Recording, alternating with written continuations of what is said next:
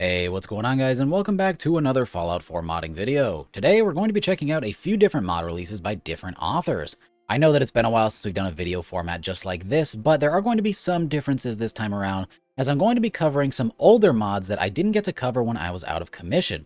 Some really high quality stuff that I think you guys need to know about. So we've got a few mods to cover, so we might as well get started right now. Starting off with a wonderful energy weapon that I think a lot of you should really know about, and that is the Fallout 4 New Vegas Classic Recharger Weaponry Pack by ShimSham. This mod is going to add some really awesome recreations of the Fallout New Vegas Recharger Pistol and Recharger Rifle. That's right, you get both in one pack, and that's even going to include the unique from New Vegas as well. Now, one key difference between this and the New Vegas counterpart is that this thing is super modular and very customizable, not only in the way that it functions, but the different attachments you have offer different aesthetics and even some color changes. This thing is really cool. By far, the most important part of this mod is that it fully recreates the recharger system from New Vegas.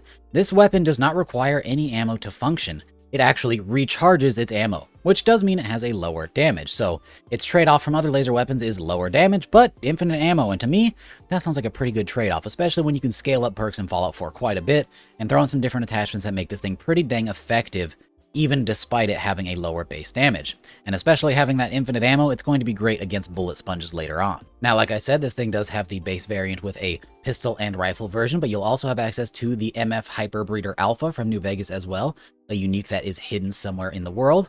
There's also some additional new modifications like magnetron modifications, which changes this thing from a laser beam into a sort of laser bolt, a more compact projectile. Sounds awfully familiar if you've used the attachment pack. Wonder where Shim got that idea from.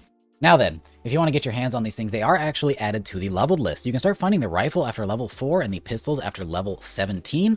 You can find them on Gunners, Brotherhood of Steel members, or you can even purchase them from vendors. Spoiler alert, if you want to get your hands on the unique in this mod, the Hyperbreeder Alpha, you actually find this one over in University Point, sort of where you would find the UP-77 Limitless Potential from the vanilla game. One final note about this mod, it does have custom animations, even though it doesn't really reload. It does have different animations for how you hold the weapon and how it fires, and it even has some really cool glowing effects. This is altogether a really well-made, very polished energy weapon by ShimSham. He does absolutely excellent work. He really takes his time on his models, spends months and months crafting them. I know I pump out stuff really fast, but Shim really spends time on the details, and this thing definitely shows it. So if you want a great energy weapon, this is one I would consider checking out.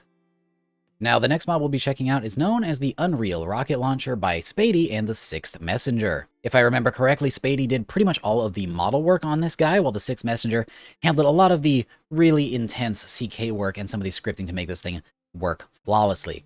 Now, if you're not familiar with the Unreal Rocket Launcher, that thing is a very funky explosive weapon that has been pretty faithfully recreated in Fallout 4 with some brand new attachments and brand new designs to make it even more unique and more fantastical than the original. Now, this thing is a multiple barrel rotating cranking rocket launcher. It actually uses the laser musket cranking animations so that you can continue cranking it and it will fire rockets. A really interesting way to use a vanilla animation for something very different from the vanilla weapon itself. I have to give big props to those guys for making this thing. It looks super cool. By far, one of my favorite models by Spadey that I've ever seen. Now, the way this thing works is it's actually sort of a burst fire rocket launcher. As you crank, it's going to load ammunition in, and whenever you fire it, it's going to fire the ammunition that you loaded in. So if you load up, say, 3 rounds, it's going to shoot out 3 rounds. Pretty dang interesting. And you can also use this thing in semi-auto. There's a lot of customization there. You get to kind of choose how it works. As with the Six Messengers mod, this thing is very customizable, and it has a lot of really funky features that you don't see in other weapon mods. So with that, I highly recommend really checking this thing out at the weapons workbench. There's a whole lot going on there that's going to change the way this thing functions, but it allows you to sort of customize it to your liking and let you use it how you want to use it. If you want it to be more of a traditional rocket launcher, you can do that. If you want it to be experimental and funky, you can have that as well. Now, if you want to get your hands on this thing, it is actually added to the level list. You can find it in the legendary loot pool, so it will spawn as legendary variants, but there are also regular variants in the form of the gunner leveled list and synth leveled list, which is a pretty interesting choice. There's also a handful that are placed in the world. You can get one over at the Adam Cat's Garage, one over in Tegan's shop, and another one in the Institute Advanced Systems. Additionally, as if that wasn't enough, you can also actually craft this thing after you go and do the institutionalized quest. So if you do get into the Institute, you can craft these, which I think is pretty interesting. Not too sure about the lore of that and how that works, but it's a fun mod and it adds another neat way to grab this weapon. Now, on top of all of that, there's actually 3 different legendaries, all found in different locations. So, spoiler alert, if you don't want to know that, I'm going to be going through that right now. There is the Rhino, which is a high-capacity version of this rocket launcher sold at the Institute. The Beggar's Bazooka is going to be a high-powered version of this missile launcher sold by Degen in Acadia. And then there's the Redeemer, which is a nuclear launcher, a single shot that fires 1 nuclear Fat Man-style shell, and that is found somewhere hidden in the glowing sea.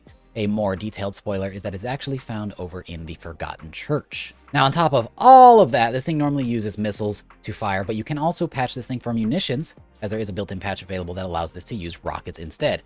In my opinion, that's probably the more balanced approach, but you can of course use this thing however you want. So yeah, this is a wonderful new late-game rocket launcher, a very, very crazy weapon, but a very, very fun one. Something super, super cool for the late game, and definitely very unique. Now, moving on to something a little bit more traditional, we have Pig's Bullpup Shotgun. This is going to be sort of an homage to the old City Killer-style Bullpup Shotgun from the old Fallout games, but it's going to be made using mostly vanilla assets and a couple of custom ones from JCruz05 and myself. This thing is a very, very interesting weapon, one of Pig's last Nif Bash weapons to come out, but still a pretty dang cool one. Functionally, this thing's going to be very, very similar to the vanilla combat shotgun, but it is going to have the nice bullpup aesthetic, so if you're somebody who cares a bit more about style than functionality, it is very, very cool. That being said, there's also some additional customization options not available on the vanilla shotgun that make this thing a little bit more special. This thing is going to be added to the leveled list and can be found pretty much anywhere the standard combat shotgun can be found, except this one will be spawning after level 12. This thing does have custom animations, of course, since it is a bullpup, and like I said before, a ton of different attachments over at the weapons workbench. If I'm not mistaken, I'm pretty sure this one also includes all of Pig's sub-ammo types, which the vanilla combat shotgun does not have. That means Dragon's Breath, slugs, all that really fun stuff that makes shotguns so fun, those custom loaded rounds. Beyond that, this weapon doesn't go too crazy. There's no uniques in this one, just a standard bullpup variant and the attachments that come with it. Like I said, it is added to the leveled list. There's no set spawns anywhere, just a pretty standard run-of-the-mill weapon mod, but a very, very cool one. It's really cool to see what people can come up with existing meshes, since this thing, again, is made almost entirely out of vanilla meshes with only a handful of modded ones, but those ones are unchanged. Pig found a way to put them together like Lego bricks to make an entirely new gun, and I have to say, big props to that. It takes a really different kind of thinking to make guns like that, and it's really, really cool to see what people come up with. Now moving on, our next gun is a pretty simple firearm as well. However, this thing has tons of customization, and I mean tons. We're going to be looking at the PBW Chinese Assault Rifle by Alexerator. This is going to be one of the PBW installments I had yet to cover, which is going to add the Chinese Assault Rifle into Fallout 4. But it's going to be a bit different from the standard one. Of course, you can have the standard variant that you're used to from Fallout 3, but there's also so many attachments that allow you to make even more variants of this gun than you would have ever dreamed having. Tons of new furniture, tons of new attachments, and tons of new ammo types to put into this gun, as well as a handful of uniques that you can find on top of that. This thing has a lot going on, so let's get into it. This thing does have custom animations thanks to War Daddy. This one is going to be added to the leveled list and will start spawning out in the world after level 12 on Raiders, Gunners, Minutemen, and of course you can purchase it from vendors or find it in the legendary pools. As far as ammo types go, I believe the base version is in 5.56, but it also has rechambers in the form of receiver attachments that let you make it into 5mm or 7.62.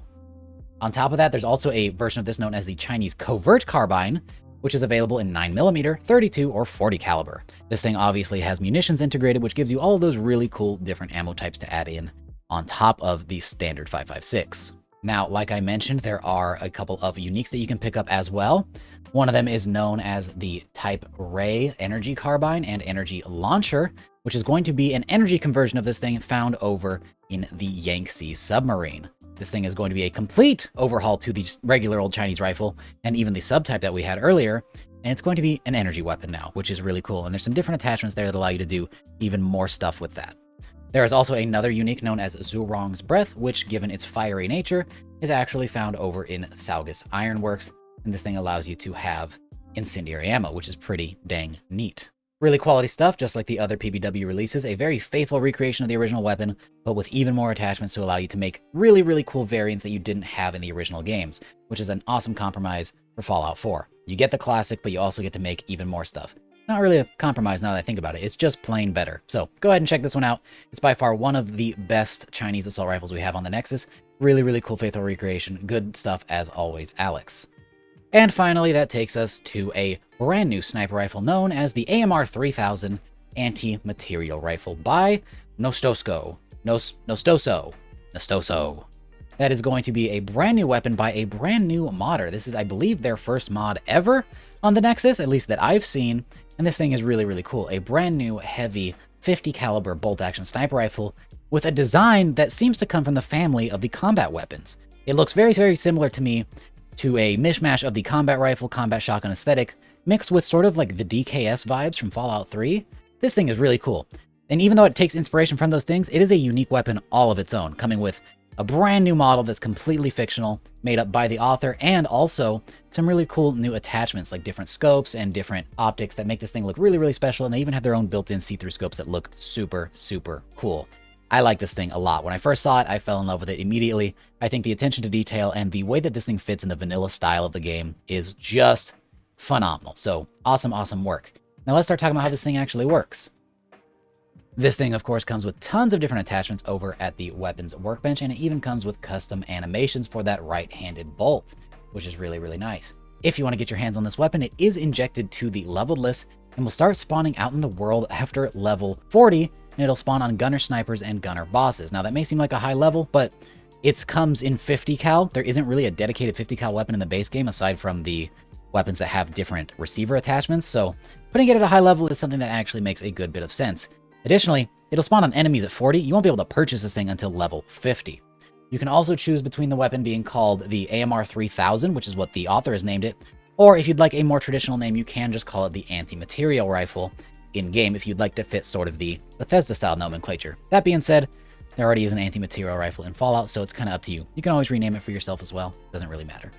Now, even though this thing does have a pretty high level spawn, you can also just go grab one as there is one place in the world. So spoilers, if you'd rather find this thing on your own, this thing can actually be found over at the Federal Supply Cache 84NE in the Glowing Sea. A really good location for a heavy weapon like this. I'm pretty sure there's some other heavy snipers that did the same thing, but I doubt you're using all of those at the same time. Anyways, a really awesome mod, a nice lore-friendly addition, much like all of the mods we had today. I'm pretty sure every single one is a really, really cool lore-friendly weapon. I know it's a lot of weapons you see on my channel, but quite frankly, that's just my favorite part of the Nexus scene, and it was an easy way to get back into this. So I hope you guys enjoyed the different mods. They will all be linked down in the description below, so you can go ahead and try them out for yourself.